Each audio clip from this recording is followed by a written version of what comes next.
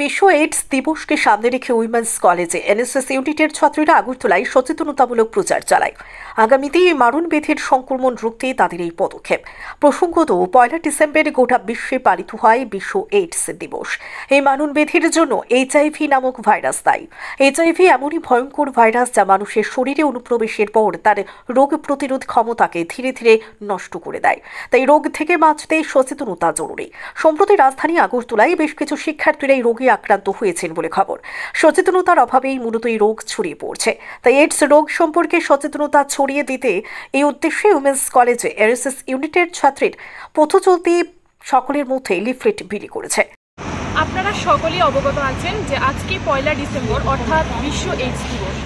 HIV মানব জীবনে একটা মারাত্মক ভাইরাস যা দেহে রোগ প্রতিরোধ ক্ষমতা কমিয়ে আনে, আর একজন এইডস আক্রান্ত ব্যক্তি খুব সহজেই বিভিন্ন সংক্রামক রোগে আক্রান্ত হয়ে পড়ে।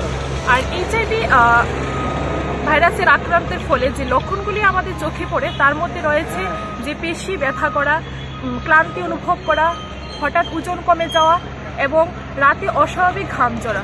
আর যেভাবে HIV ভাইরাস ছড়িয়ে পড়ে তার মধ্যে রয়েছে যে ইনজেকশনের সিরিঞ্জ একাধিকবার ব্যবহার করলে অসুস্থ ব্যক্তির থেকে রক্ত সুস্থ ব্যক্তির দেহে প্রবেশ করালে এবং পাবলিক টয়লেট ব্যবহার করার ফলেও এই HIV ভাইরাস ছড়িয়ে পড়ে। তাই আসুন আমরা সকলে মিলে একটি সুষ্ঠু সমাজ গড়ে তুলি এবং সকলকে সতর্ক করি এবং সর্বোপরি একটি সুষ্ঠু সমাজ গঠন করি।